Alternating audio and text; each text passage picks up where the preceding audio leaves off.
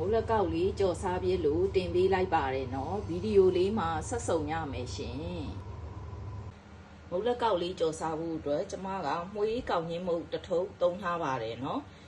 စံမှုန့်နဲ့ကောက်ညင်းမုတ်ကလေကိုဖက်ကိုကြိုက်တဲ့လောက်လို့သုံးချိုးတစ်ချိုးထည့်ရင်အဆင်ပြေပါတယ်နော်စားလေးနည်းနည်းထည့်လိုက်ပါမယ်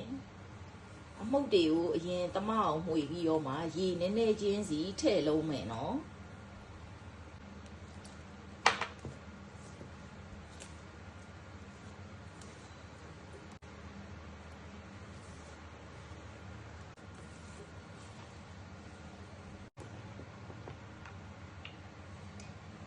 စီလေးထမင်းစားစွန်းတစ်စွန်းစာလောက်ထည့်နေလိုက်မယ်နော်ဒါလေးကိုလေရေခဲတစ်တာထဲမှာပဲထားအပြင်မှာပဲထားအဖုံးလေးအုပ်ပြီးတော့နာယူဝက်လောက်ထားလိုက်ပါမယ်နော်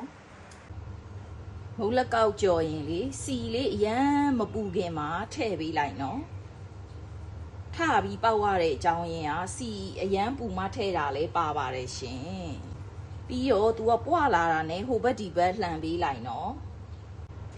မုတ်လေးကိုအလုံးလေးယူပြီးဒီလိုလေးလှုပ်ပြီးထည့်လိုက်တာပါနော်မီးအနေချားကလည်းအနေတော်လေးနဲ့ပဲကြော်ပါရှင်မီးအပြင်းလို့မရပါဘူးနော်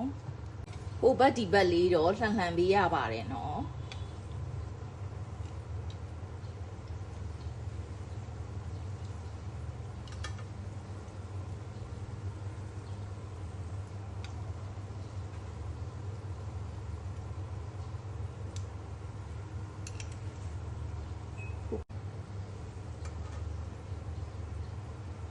တစ်ဖက်ထဲမှာအကြာကြီးထားလို့ရှိရင်ထားပေါက်ပါတယ်နော်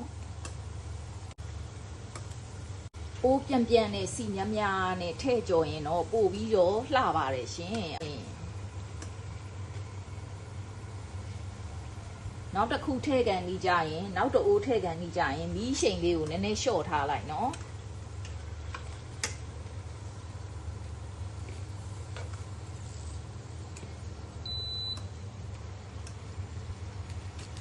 ဒီချိန်နေဆိုရင်ဆယ်လို့ရပါပြီရှင်နောက်တအိုးကြော်ခံပြီးကြရင်မီးပူချိန်လေးခဏလျှော့ထားလိုက်အောင်နော်အိမ်မှာတော့ထညက်ရည်ကိုအမြဲတမ်းအစင်သစ်ကြူထားတော့လေအရန်ညောင်စည်းကြနေရေနွေးလေးနည်းနည်းရောပြီးတော့နှမ်းလေးထည့်လိုက်ပါတယ်ရှင်မုတ်လက်ကောက်ကွင်းလေးတွေလှကျင်တော့ဆံမှုတ်လေးနည်းနည်းပို့ထည့်လိုက်နော်ကျမကတော့မနက်ခင်းစာကိုအမြန်လုံးရတာမို့လို့မလှနိုင်တော့ပါဘူးရှင်ခုဆိုရင်တော့ကျမရဲ့မုတ်လက်ကောက်ကြော်လေးရပါပြီရှင်သုံးဆောင်ရပါအောင်ရှင်အားလုံးမင်္ဂလာရှိတော်နေ့လေးဖြစ်ကြပါစေရှင်